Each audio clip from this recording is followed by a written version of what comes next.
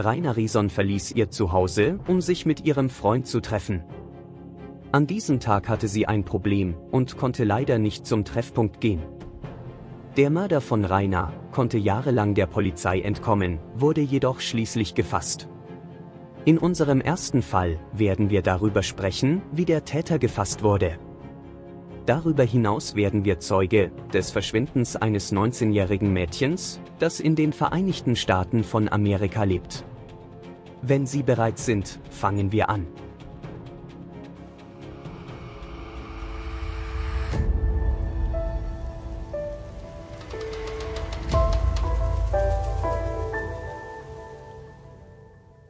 Raina Rison wurde am 6. Mai 1976 in Indiana geboren.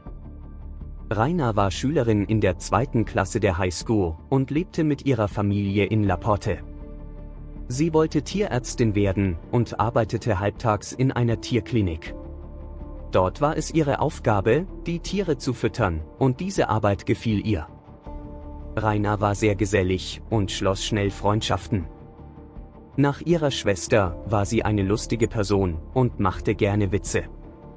Am 26. März 1993 beendete sie ihre Schicht im Tierklinik und hatte Pläne für den Abend. Sie hatte sich mit ihrem Ex-Freund Matt Elser versöhnt und wollte sich an diesem Abend mit ihm treffen. Matt kam zum Tierklinik, um Raina abzuholen, stellte aber fest, dass sie nicht da war. Er ging zu ihrem Haus, um zu sehen, ob es einen Notfall gab, aber auch dort war Raina nicht. Seine Eltern sagten, er sei nicht da und luden Matt ein, zu Hause auf ihn zu warten. Um 22:30 Uhr ging Rainas Vater zur örtlichen Polizeistation, um seine Tochter als vermisst zu melden. Die Polizeibeamten vor Ort sagten jedoch, dass 24 Stunden vergehen müssten, bevor sie eine Vermisstenakte öffnen könnten. Die Familie wartete nicht auf die Polizei, sondern machte sich selbst auf die Suche. Flugblätter wurden gedruckt und verteilt, und Rainas Freunde versammelten sich, um nach ihr zu suchen. Die Polizei erkannte den Ernst der Lage und bat die Medien um Hilfe. Kurz nach diesem Hilferuf meldete sich ein Zeuge aus der Nachbarschaft. Er sagte aus, dass er Raina an dem Tag, an dem sie zuletzt gesehen wurde, vor der Tierklinik mit einigen Leuten sprechen sah. Der Zeuge sagte aus, dass an diesem Tag ein Auto mit 2 Männern vor der Klinik gestanden habe. Die Männer hätten mit einem jungen Mädchen gesprochen, aber er habe nichts Ungewöhnliches bemerkt. Am Tag nach Rainas Verschwinden wurde ihr Auto gefunden. Es stand 15 Kilometer von der Tierklinik entfernt, am Rand einer Landstraße. Die Polizeibeamten, denen der offene Motorhaube aufgefallen war, nahmen an, dass Raina wegen eines Problems mit ihrem Auto angehalten hatte. Es schien jedoch kein Problem mit dem Fahrzeug zu geben, und ihre Handtasche befand sich noch im Auto. Im Handschuhfach fanden sie jedoch einen Ring. Um herauszufinden, wem der Ring gehörte, fuhren sie zu Rainas Schule. Sie sprachen mit Rainas engen Freunden und mit ihrem Freund Matt. Matt sagte, der Ring gehöre Jason Tibbs, ihrem Ex-Freund. Er sagte, dass Jason in letzter Zeit versucht habe, Raina zu kontaktieren, um wieder mit ihr zusammenzukommen. Die Polizei begann Jason zu überprüfen und fand heraus, dass er vorbestraft war. Eine Woche nach Rainas Verschwinden wurde Jason von der Polizei verhört. Während des Verhörs blieb er ruhig und schien sich Sorgen um Raina zu machen. Jason gab zu, dass der Ring ihm gehörte, sagte aber, dass er ihn schon lange im Auto gehabt habe, weil er mit Raina befreundet gewesen sei. Sie hätten zusammen Musik gemacht und oft zusammengearbeitet. Als er nach dem Abend gefragt wurde, an dem Raina verschwand, erzählte Jason, dass er mit ein paar Freunden auf Fuchsjagd war. Die Fuchsjagd war ein Spiel, bei dem mehrere Personen herumliefen und sich irgendwo nach dem Zufallsprinzip abstellten, um sich zu finden. Zur Kommunikation benutzten sie Funkgeräte. Die Polizisten konnten die Geschichte von Jason und seinen Freunden bestätigen. Auch Rainas Vater bestätigte, dass Jason mit seiner Tochter befreundet war. Rainas Fall geriet ins Stocken, bis die Polizisten eine Entdeckung machten. Ein Hilfs-Sheriff fand Matts Jack, die Raina zuletzt getragen hatte. Sie lag 10 Kilometer von der Stelle entfernt, an der ihr Auto gefunden worden war. Es stellte sich heraus, dass die Jacke nach der ersten Suche dorthin gebracht worden war. Die Polizisten befragten Matt und erfuhren, dass er eine Beziehungspause wollte, sie hatten sich jedoch kürzlich wieder versöhnt. Er sagte, ihr geplantes Treffen an diesem Abend sei etwas Besonderes gewesen, auf das sie sich beide gefreut hätten. Einen Monat nach Rainers Verschwinden bemerkte eine Fischerfamilie am Ufer eines Sees einen seltsamen Geruch. Was sie für ein totes Tier hielten, entpuppte sich als Leiche. Der Körper lag auf dem Bauch und war an einen Baumstamm gebunden worden, um ihn zu versenken. Die verstrichene Zeit hatte Veränderungen zur Folge, es hatte den Anschein, als sei der Kadaver mindestens einen Monat dort gelegen. Die durchgeführte Analyse ergab, dass die Leiche Rainer zugeordnet werden konnte. Als sie gefunden wurde, trug Rainer einen Ring mit ihrem Namen. Es gab keine Anzeichen eines Kampfes und die Autopsie ergab, dass die Todesursache Ertrinken war. Nachdem die Leiche gefunden worden war, richtete die Polizei ihre Aufmerksamkeit wieder auf Jason. Während des Verhörs nannte er den Polizisten den Namen eines Verdächtigen, Ray McCarty, der mit Rainer verwandt war. Rainer war im Alter von 13 Jahren von Ray vergewaltigt worden. Die Anschuldigung wurde mit ihrer Familie besprochen, die die abscheuliche Tat bestätigte. Ray gestand die Vergewaltigung und wurde zu einer Bewährungsstrafe verurteilt. Kurz vor Rainers Verschwinden wurde er jedoch auf Bewährung entlassen. Er sagte der Polizei, er habe nichts mit dem Mord zu tun und sei in dieser Nacht auf dem Hof seines Freundes gewesen. Trotz zahlreicher Indizien geriet Rainers Fall nach und nach in Vergessenheit. 6 Monate nach dem Mord wurde Larry Hall überraschend verhaftet. Er wurde wegen versuchter Entführung einer Frau festgenommen, sein Haus und sein Auto wurden durchsucht. Bei der Durchsuchung von Larrys Kleinbus entdeckten die Polizisten Zeitungsausschnitte über den Fall Rainer. Sogar eine Medikamentenschachtel mit der Aufschrift Rainer Reason wurde gefunden. Larry wurde zu Rainers Fall befragt und gestand bald, sie entführt und getötet zu haben. Die Polizeibeamten vermuteten, dass es sich bei der Medikamentenschachtel um eine Fälschung handelte und kontaktierten die örtliche Apotheke. Außerdem war Larry zum Zeitpunkt von Rainers Verschwinden in Kentucky und hatte bereits gestanden, andere Frauen entführt und getötet zu haben. Er wollte Aufmerksamkeit erregen. Die Polizei befand sich wieder einmal in einer Sackgasse und begann, den Fall neu zu untersuchen. Matts Geschichte hatte sich die ganze Zeit über nicht geändert und er arbeitete weiter daran, den Täter zu finden. Jasons Alibi wurde von seinen Freunden bestätigt, er war in der Nacht des Spiels in seinem Auto. Rays Alibi war schwach und behauptete, in der Nacht, in der Rainer getötet wurde, eine Anhalterin in seinem Auto mitgenommen zu haben. Er gab auch an, am Tag des Vorfalls am Tierklinik vorbeigefahren zu sein, um Rainer zu sehen. Die Polizeibeamten, die einen Durchsuchungsbefehl für Rays Auto erwirkt hatten, fanden im Auto Blut, einen Elektroschocker und 2 verschiedene Pistolen. 5 Jahre nach Rainers Ermordung wurde Raymond McCarty verhaftet. Während die Polizei den Fall weiter untersuchte, verbrachte Ray 15 Monate hinter Gittern. Während Ray im Gefängnis saß, wurde ein neuer Staatsanwalt mit dem Fall betraut. Dieser Staatsanwalt machte Jahre später eine überraschende Entdeckung.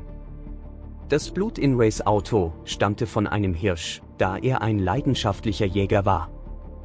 Er entschied, dass es nicht genug Beweise gab, um ihn im Gefängnis zu behalten. Raymond McCarty wurde nach einem Jahr freigelassen, es war eine falsche Verhaftung. Im Jahr 2008, 15 Jahre nach Rainers Ermordung, erhielt die Polizei einen Brief von einem Häftling namens Ricky Hammonds. Ricky verbüßte eine 44-jährige Haftstrafe in einem anderen Staatsgefängnis. Ricky erklärte, er wolle ins Rampenlicht treten, weil er etwas über den Mord an Rainer wisse. Ricky war im Mordjahr 1993 erst 14 Jahre alt. Er sagte aus, dass er in der Nacht des 26. März in eine Scheune gegangen sei, um Gras zu rauchen. Er behauptete, der Freund seiner Schwester, Eric Freeman, und dessen Freund Jason Tibbs seien dort gewesen.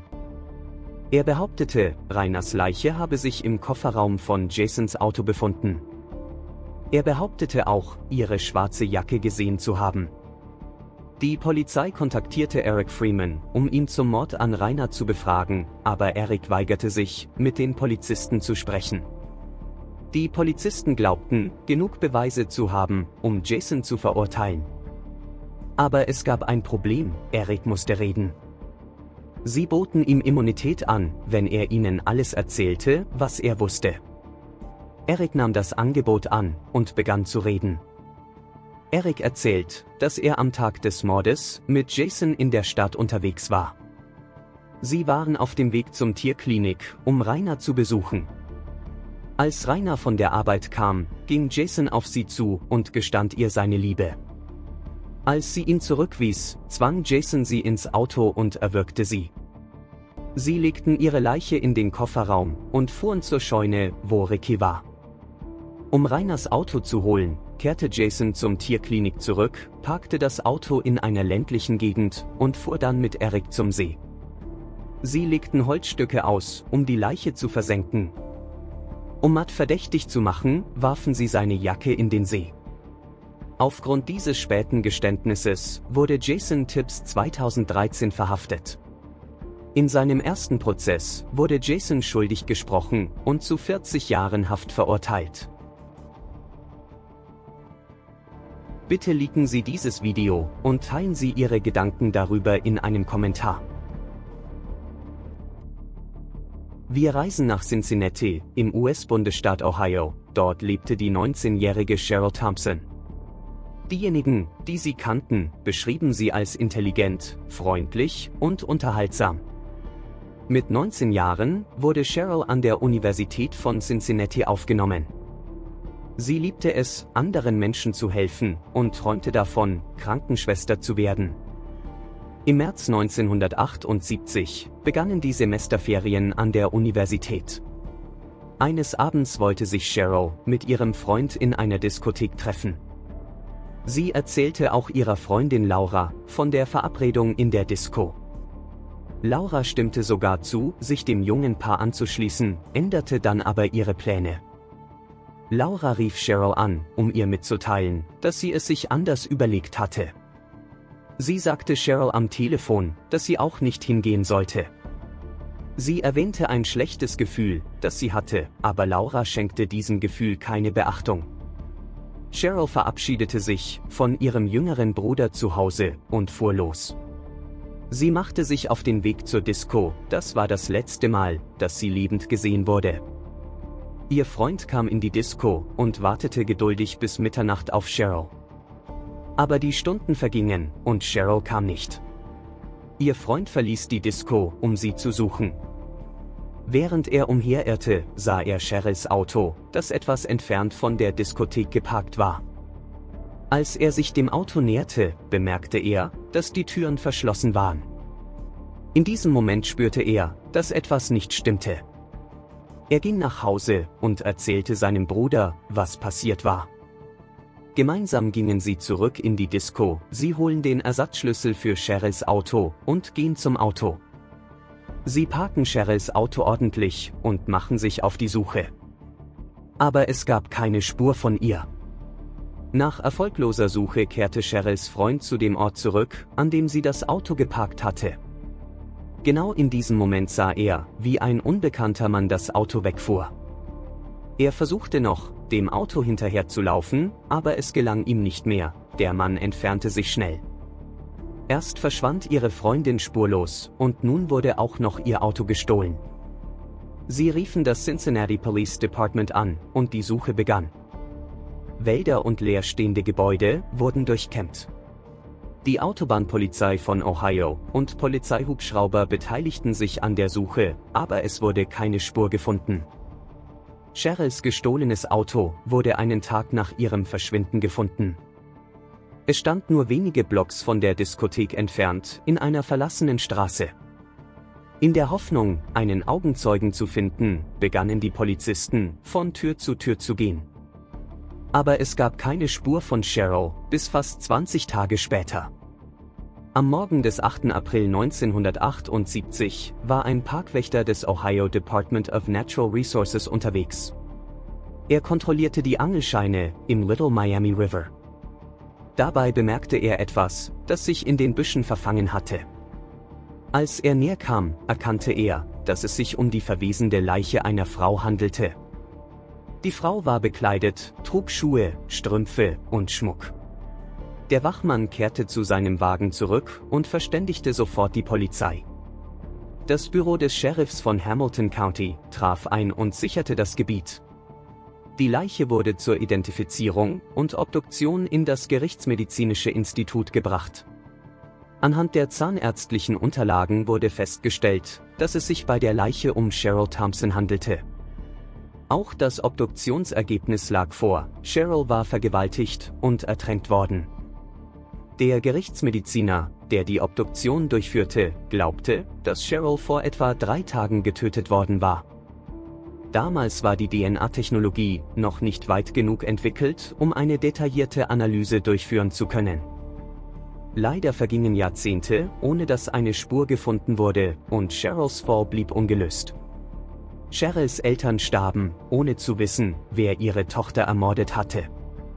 Ihre Brüder Bill und Dan hofften, dass der Mord eines Tages aufgeklärt werden würde. Im Jahr 2010 wandten sich die Brüder an die Polizei.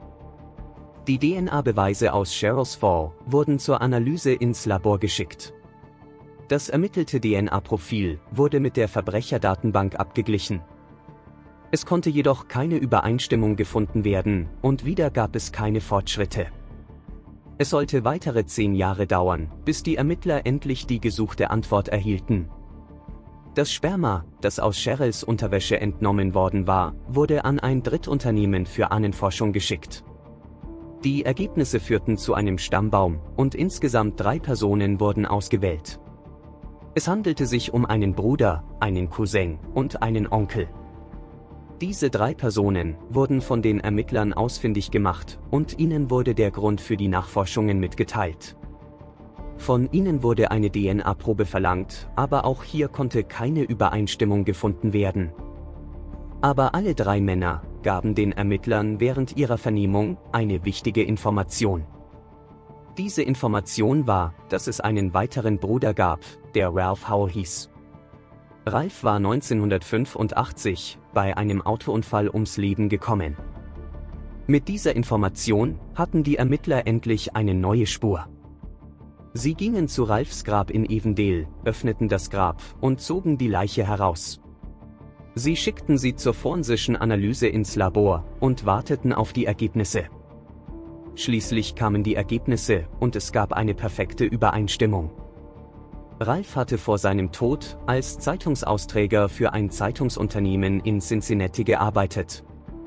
5 Jahre nach Cheryls Tod hatte er eine Frau am Straßenrand angehalten. Er hatte ihr angeboten, sie mit seinem Zeitungswagen nach Hause zu fahren, aber die Frau lehnte ab. Dann wurde Ralph hartnäckig und schließlich stieg die Frau ein. Ralph sagte ihr, dass er mit ihr schlafen wolle. Dann versuchte er, ihr ein Seil um den Hals zu legen, um sie zu erdrosseln.